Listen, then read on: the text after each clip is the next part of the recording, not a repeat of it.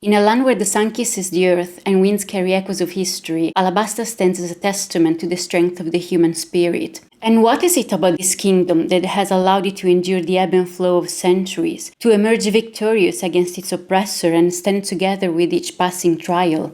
The answer is resilience. But to truly grasp how Alabasta embodies this idea, we must dive into the circumstances that led to the island's turmoil. To understand why Alabasta, a country so loved by its people, was in the midst of a civil war, we must look back at all the intricate elements that led to the crisis and how Alabasta was able to stand up again. This is the story of a kingdom on the brink of chaos and the brave souls who stood together to defend it. One of the most compelling aspects of the Alabasta arc is the unforgiving nature of its setting. As we learn from Vivi, Alabasta used to be a country abundant in water and resources despite being situated in a desert-like environment. However, by the time the Straw Hats arrive on the island, everything has changed. Alabasta is now suffering from a severe drought, and this shift in circumstances indicates a challenge and crisis for the country and its inhabitants. The harsh climate and inhospitable conditions not only serve as a physical barrier, but also heighten the challenges faced by its people. In Alabasta, every drop of water is precious, survival depends on it, and in this way, it's not just the physical strain that wears down the people, but it's also the psychological toll of living under such extreme conditions. And what Crocodile does when he invades Alabasta is he exploits these harsh conditions to push Alabasta into chaos. By aggravating the existing problems, such as drought and the civil unrest that follows, Crocodile demonstrates how individuals are able to exploit vulnerabilities in society for personal gain. As the Straw Hats are about to approach Alabasta, we have a brief encounter with Crocodile, where for the first time we see how he is perceived by the people in Alabasta. We see him having a conversation with Robin, where he states that being a member of the Seven Warlords, people see him as a savior who protects Alabasta from pirates, and he uses that reputation as his own shield. And we see that people actually adore him. When he's in public, he pulls this savior facade and fights pirates away from Alabasta, gaining people's respect and admiration, to the point that people even call him the guardian deity of Alabasta, or the king of the desert. Crocodile's role in Nanohana at the beginning of this arc is a very good example of how meticulously calculated and manipulative his actions are. When pirates threaten Nanohana and its people, he single-handedly intervenes to defeat the pirates and save everyone before King Cobra's men can even arrive. This is a strategic move, not only because it paints him as a savior in the eyes of the people of Alabasta, but it also reinforces the idea that he genuinely cares about the people more than King Cobra does. Crocodile is extremely clever because he plays on people's gratitude and trust and showcases his own image as the protector of the nation, while in reality he's like a poisonous snake hiding in the sand. So Crocodile's story is the one of an usurper who is manipulating an entire nation. Despite the desertic setting, Alabasta used to thrive on a very delicate and special balance, and by taking rain and water away from them in an already very difficult climate to live, and by turning people against each other and most of all against their king, Crocodile is plunging the kingdom into chaos. And he's doing it not only with incredible intelligence, but also with a huge number of allies that make the Baroque Works organization so fearsome and dangerous. We see the length of Crocodile's plan to overthrow King Cobra and the use he makes of the Baroque Works subordinates when Mr. 2 appears in front of the Straw Hats for the first time. It's funny to see how random this whole interaction is, from the way Mr. 2 gets on the Going Merry, to his speech about friendship and the tearful goodbye that follows, like, what just happened? But even in this brief, funny, and very light-hearted moment, when Vivi recognizes the face of his father among the ones that Mr. 2 can mimic,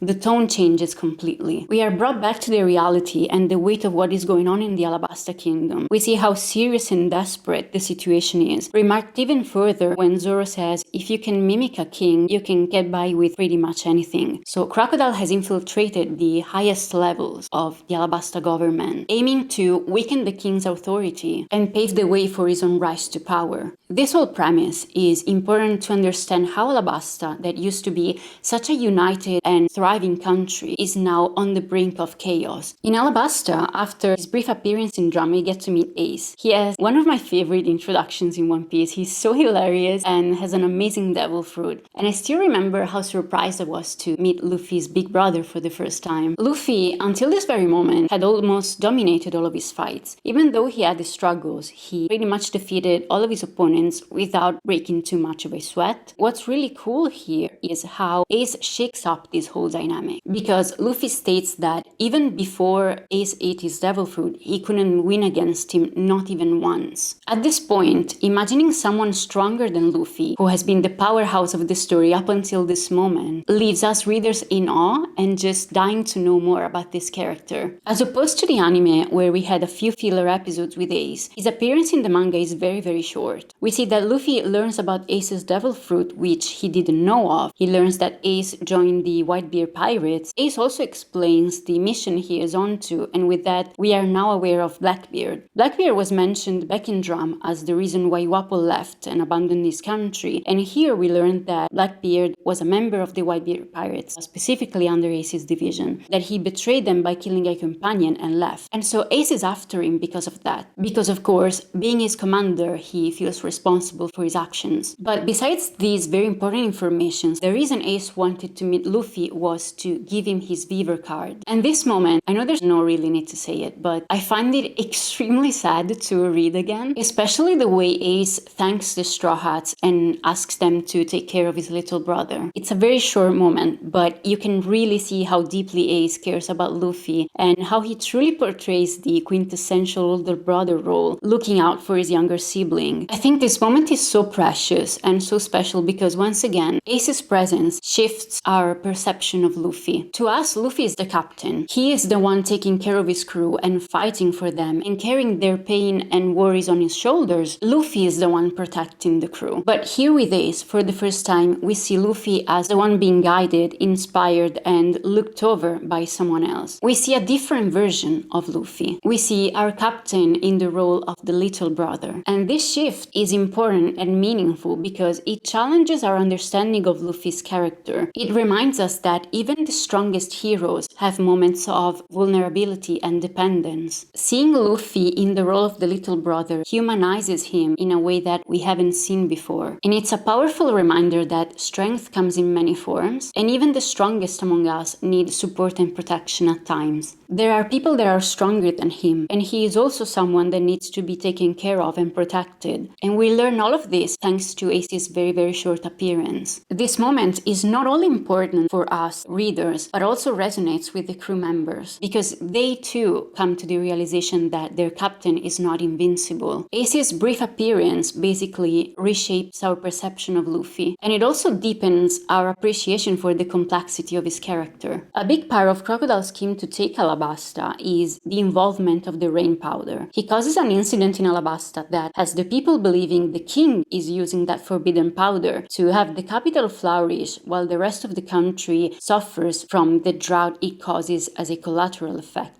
Nobody realizes that Crocodile is the one behind this scheme, and this injustice fuels the creation of a rebel army plotting to overthrow the king, holding him responsible for the suffering of Alabasta. So Vivi's first mission in Alabasta is to reach the location where that army is supposed to be based by a very tough and straining journey through the desert. Unfortunately, once she and the Straw Hats reach that place she described as a flourishing and welcoming oasis, all we find is an abandoned town swallowed by the sands. We learn that the army of rebels moved somewhere else, and its leader is a childhood friend of Vivi, Koza. This whole episode is very sad for Vivi because on top of crossing the desert for basically nothing, it shows how deeply divided Alabasta is. At the same time, though, it lights a spark of hope in her because she has hope that she can really stop the rebel army by talking to Koza and coming to terms with him since she knows him and they used to be friends. In Alabasta, people are becoming increasingly agitated and they're losing faith in King Cobra, who is blamed for the nation's suffering. And while a rebel army is forming to overthrow the monarchy, people who still believe in the king are, as a consequence, clashing with the rebels. And through all of this, Crocodile is widely seen as a savior and protector, when in reality, he's the mastermind behind Alabasta's entire crisis. A man single-handedly sent a whole nation into crisis. I swear this is not a Why Crocodile is Cool video. Crocodile has a meeting with the top Baroque Works agents, where he reveals his identity to them, as well as his plan. During this meeting, Mr. 3 reappears and tells Crocodile about the mess that happened in Little Garden, and And Mr. 2 also tells Crocodile that he actually met the Straw Hats and Vivi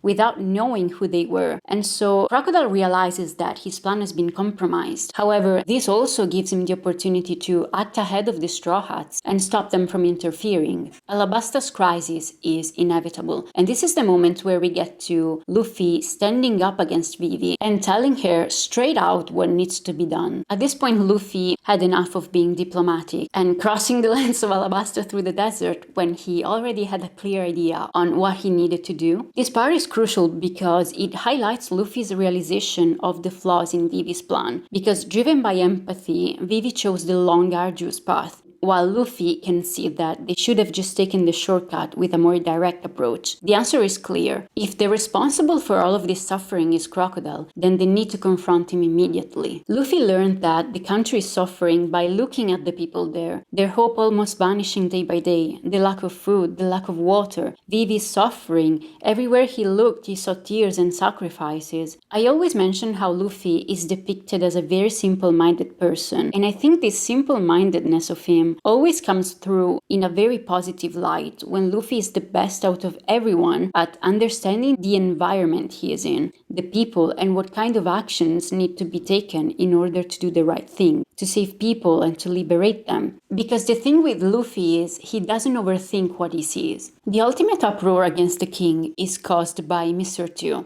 As part of Crocodile's plan, he disguises himself as King Cobra and he attacks Nanohana right in front of the citizens' eyes and in front of Koza, with all the people witnessing such injustice and cruelty from what they believe to be their king. This incident ultimately ignites the rebellion. The army of rebels is now marching towards the capital, Alubarna. We have Baroque Works agents attacking the people, Crocodile using his devil fruit power and dense powder to keep burying cities in sandstorms. Luffy and half of the Straw Hats are now captured by Crocodile, and Alabasta is witnessing a devastating civil war. Its complete downfall until Mr. Prince intervenes. This arc emphasizes the theme of deception because that's what Crocodile's strategy to power is. And while confronting him head-on, as Luffy does, initially leads to failure, countering his deception with cleverness, as Sanji does, proves to be the winning strategy. And there's a moment with Luffy and Smoker here that I want to focus on. As the Straw Hats are escaping from Crocodile's casino, Luffy asks Zoro to save Smoker as well because otherwise he'll drown in the waters. In return, Smoker agrees to let them go as a sign of gratitude, making it very clear that this will be the first and last time that he does so. During this interaction, there's a wholesome moment between Luffy and Smoker, where Luffy tells Smoker that he kinda likes him. Despite the cuteness, the reason I want to focus on this moment is it reflects Luffy's nature. Despite being a pirate and considering the Marines as a natural enemy, he doesn't see them as any less than. Luffy values people for who they are and respects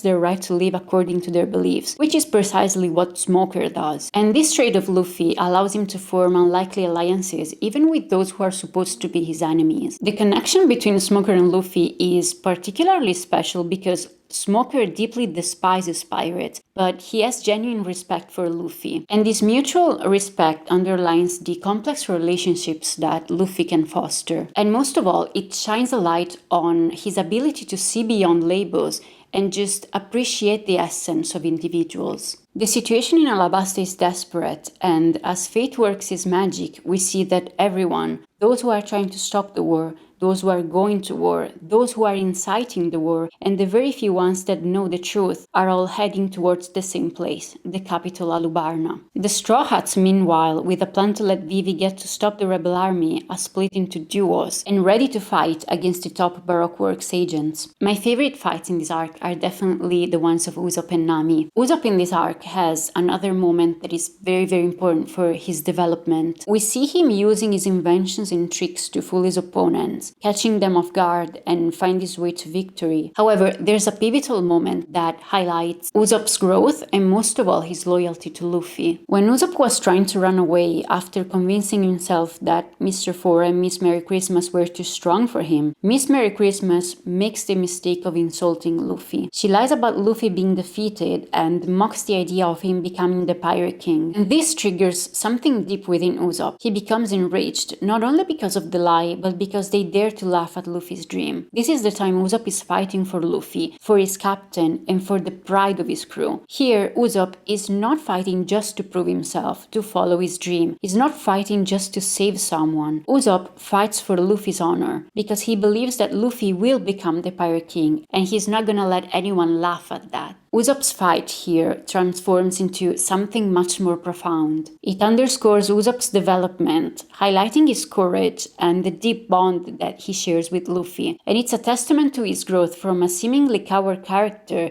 to a brave warrior who fiercely defends his friends and their dreams. As I mentioned, the other fight that I really loved in this arc is Nami against Mr. Bullfinger. Nami is initially alongside Zoro, but the Baroque Works agents target her because they see her as the weaker opponent that needs to be eliminated first. And here, I see a very strong connection to Usopp's fight in Arlong Park, because they act in a very similar way. At first, Nami runs away, driven by fear and doubt about her abilities. However, she soon feels ashamed and guilty, because Nami doesn't want to be a burden to her crew. She wants to contribute and be helpful. And this internal struggle reminds me of Usopp's journey, because both characters face moments of self-doubt and fear, but ultimately find the courage to stand up and fight. Nami's resolve strengthens as she realizes that running away is not an option. She wants to do her part and prove that she can be a valuable member of the team. We see a small flashback on how Nami approached Usopp for help in developing a weapon for her. Nami makes things very clear for us readers. She's not a fighter, and she says it with her own words as she's asking Usopp for help. Usopp is the one that understands her the most. They are both different from the others. They need to figure a way to be able to fight, or at least defend themselves, so that they won't be a burden for their friends. During her fight against Mr. Bullfinger, Nami struggles significantly, mainly because she's not yet familiar with how to use the climate act effectively. But despite this, what keeps her going is her empathy for Vivi. Nami is the one that understands Vivi's pain the most because she sees a lot of herself in Vivi. Nami knows best what it means to embark on a desperate journey to save your home and your people from something that is just so much greater than you and your power, and there is no physical pain that can compare to that. This shared experience gives her the strength to stand firm against Mr. Bullfinger. With the climate act, along with her wits and knowledge of natural elements, Nami fights bravely and ultimately she wins. This fight marks a pivotal moment in Nami's development because it underscores Nami's growth and resilience, and it mirrors Usopp's earlier fight where he found the courage to stand up for his friends. And both characters show that despite their fears and perceived weaknesses, they possess the inner strength and determination to fight for their friends. Of course, Zoro, Sanji, and Chopper's fights are amazing as well, but I wanted to focus more on Usopp and Nami because their development differs from the rest of the crew. The fights in the Alabasta arc further define everyone's fighting style. The stronger fighters refine their techniques, while the non-fighters enhance their intelligence, wits, and strategy. Nami has always exemplified a smart, strategic type of strength, focused on survival. Usopp, in contrast, embodies the will to fight and the desire to change himself. In this arc, both characters take meaningful steps forward in their development. They now want to fight for their friends and be strong for them. Nami and Usopp show that their strength comes from their deep bonds with their crew. Unlike the typical trope of strong characters simply becoming even stronger, Nami and Usopp's development highlights a different kind of strength, one that is rooted in intelligence, resilience, and the power of friendship. Nami and Usopp's determination to fight for their friends demonstrates that the Straw Hat's greatest asset is their bond with each other. And it's this bond that allows them to overcome obstacles and grow, both individually and as a team. As we reach the final act of the Alabasta arc, one of the biggest turning moments is set in front of the Alubarna Palace. We learn that Crocodile and Robin are looking for the poneglyph of Alabasta, and through them we are introduced with the first ancient weapon of One Piece, Pluton, as that is what Crocodile is aiming at. We also become aware of yet another unthinkable way Crocodile is threatening Alabasta. There's a bomb in the palace square with a 30-minute timer that is about to blow up and cause not only an extremely high number of victims, but also the defining moment for the war to become unstoppable. Narratively speaking, the introduction of a bomb with a timer is pure genius because it adds a sense of urgency to a context that is already a desperate fight against time. As Kosa approaches the palace square to try to stop his army of rebels and clear the square of as many people as possible without causing panic. We see the lengths of Crocodile's plan as a Baroque works agent that infiltrated the royal guards shoots Kosa, making his efforts vain. In this arc, Robin plays the role of Crocodile's assistant. She assists Crocodile in taking King Cobra hostage to force the king to reveal the location of Alabasta's poneglyph. As Robin is led by King Cobra to the catacombs of Alabasta where the poneglyph is hidden, we get the first hint of Robin's true identity. A marine recognizes her as the Devil Child who, 20 years earlier, was responsible for the sinking of several marine ships and has been wanted by the world government ever since with a bounty of 79 million berries. This revelation adds another layer of mystery to her character. She's the most mysterious character in this arc because she's someone we can get an idea on. Our doubts are first answered when Luffy shows up in Alubarna to fight Crocodile for the second time after he got defeated and we thought he was done for. We learned that it was Robin who saved him and there was an interesting conversation between the two. She asked Luffy why he's fighting, why is he doing this, why people with the D in their names do this. And that very moment is yet another glimpse of mystery on Luffy's name, particularly on the D initial. But that very scene was where our doubts about Robin were first answered, because she not only saved Luffy, but Pell and Igaram, which we believe to be eliminated by her, appear again, and thanks to her, they can all move forward with their mission to save the country. Robin helped all of them. She also told Pell about what Luffy did for Vivi, that Vivi is safe. She told him about her location and where she was heading,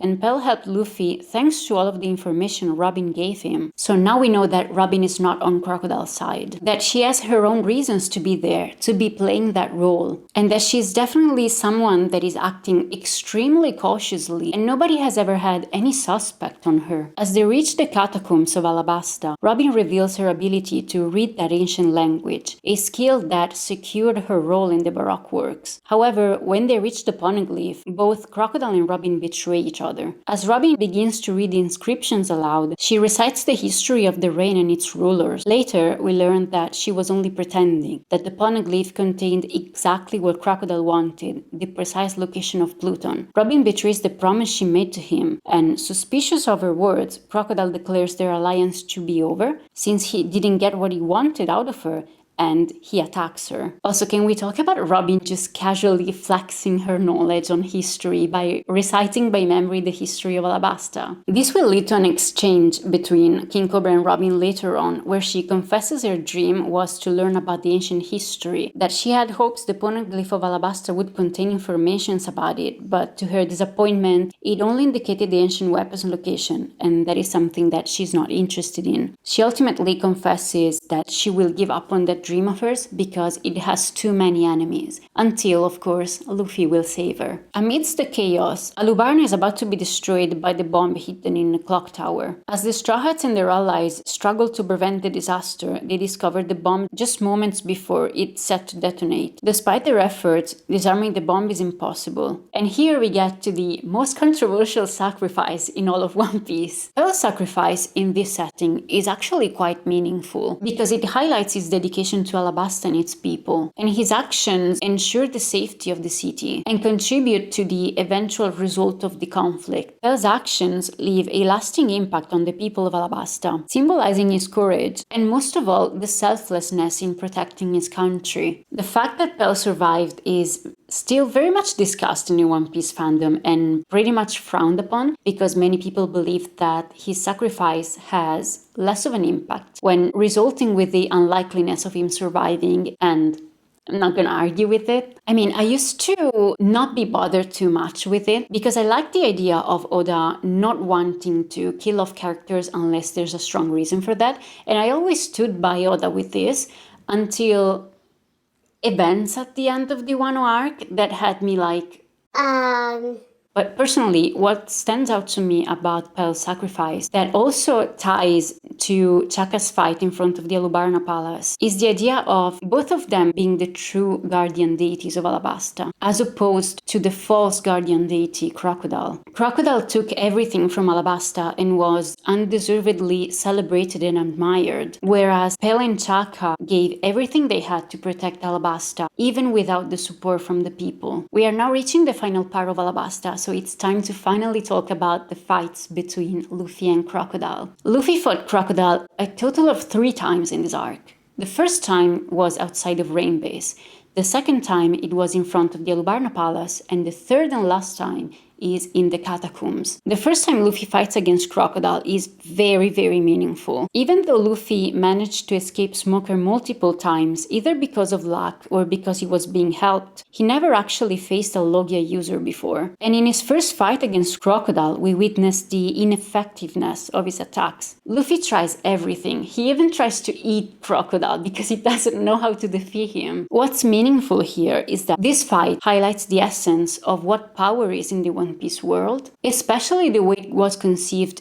before the introduction of Haki. Crocodile expresses the heart of what fights are in One Piece. He tells Luffy that he spent years training his abilities because having a strong devil fruit is just not enough. It's not the strongest devil fruit that makes you the strongest and allows you to win, but it's how you train it and how you use it. This concept is at the core of battles in One Piece, where strategy, creativity, and mastery of devil fruit abilities often prevail over raw strength alone. And we learn this thanks to Crocodile. And it's Crocodile and his fight against Luffy that will set the tone for what the core of fights is in the One Piece world until the introduction of Haki. Every fight from this moment until Haki will mirror this very concept. And Luffy, for the first time, loses. His loss in this encounter is important because it challenges his belief in his own strength and it forces him to rethink his approach to combat. It's a humbling experience that was necessary for his growth and development as a fighter. The second fight between Luffy and Crocodile takes place in front of the Alabasta Palace. And one of my favorite things about this fight is how funny the contrast is between Luffy and Crocodile's attitude. Luffy is still trying to figure out how to fight against a Logia user, and even though he spotted Crocodile's weakness to be water, he still pretty much struggles to keep up with him. And he tries everything he can, and even though it is effective at times,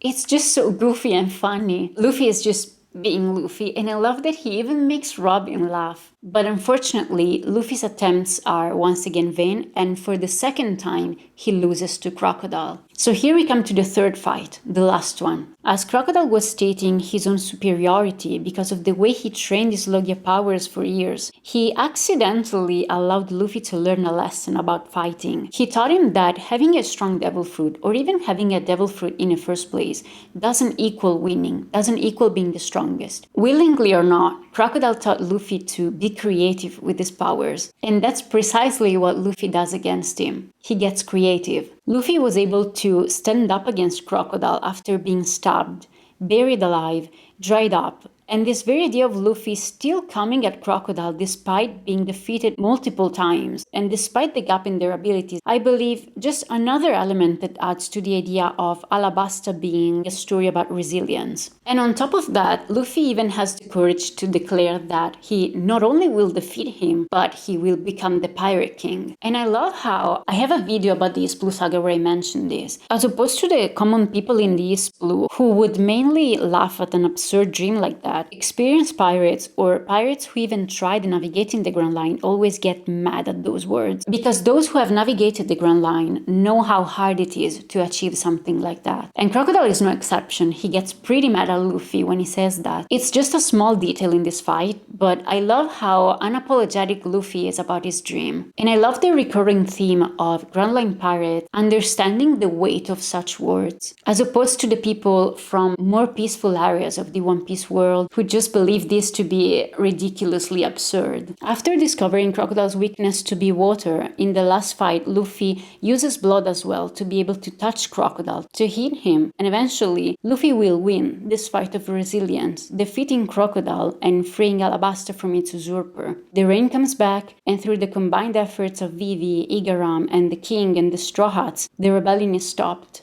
and the country is saved. The Alabasta arc showcases how resilience is not just about enduring hardships, but also about facing challenges head-on, remaining strong in your beliefs, and sticking together in times of crisis. It's a testament to the strength and determination of both individuals and communities to persevere against all odds. Throughout this saga, we witness conflicts within Alabasta society, including betrayal and deception. And despite these internal struggles, the people of Alabasta ultimately come together to defend their homeland and overcome their differences. When I think of Alabasta, I'm always reminded of a poem from the 1800s by the Italian author Giacomo Leopardi. The poem is called The Wild Broom, or The Flower of the Desert. It begins with a vivid description of the barren slopes of Mount Vesuvius, where wild broom flowers bloom, and he describes how this delicate, graceful flowers are able to grow in the most inhospitable conditions. In fact, Mount Vesuvius is an inactive volcano. This flower grows despite the challenging weather. It's hot, it's dry, water is scarce, hence the name, the flower of the desert. And the wild broom that thrives in desolate environments becomes the symbol of dignity and resilience. The author admires the flower's ability to endure harsh conditions, suggesting that humans too can find a way to live with hope and dignity despite their hardships. And the author calls for human solidarity in the face of adversity, because acknowledging our shared fate can foster compassion and mutual support among people. And this is, I believe, the idea that is pretty much at the core of the Alabasta arc. Even more so because what I believe is the symbol of Alabasta. What I believe embodies everything that this arc stands for is Yuba. Although Yuba initially seemed doomed, Toto's strong will and efforts ensured that Yuba survived and was not overcome by the sand. And the sand here symbolizes both Crocodile's devil fruit powers and the passing of time, as expressed by the commonly used phrase, the sands of time. Alabasta will never succumb to an usurper and will never be defeated by the sands of time, because its people and its rulers are filled with love and pride for their country, their home, and their history. Despite the divisions and conflicts among them, what everyone held in their hearts was their love for Alabasta. Everyone who fought did so for their country. And through wars and conquests, droughts and challenges, the people of Alabasta have stood tall, united by a common bond that transcends borders and beliefs. Theirs is the tale of courage in the face of adversity, of resilience in the midst of despair. And despite the ebb and flow of centuries, the oppressors, and the passing trials, through love and resilience and the shared efforts of its people, Alabasta will always flourish. Thank you so much for watching. Let me know what you think of the Alabasta arc. Is it one of your favorites as well? Are there any other particular themes of this arc that stood out to you? Let me know in the comments. I love hearing from other One Piece fans. Again, thank you for watching this video, and I hope to see you in my next one. Bye!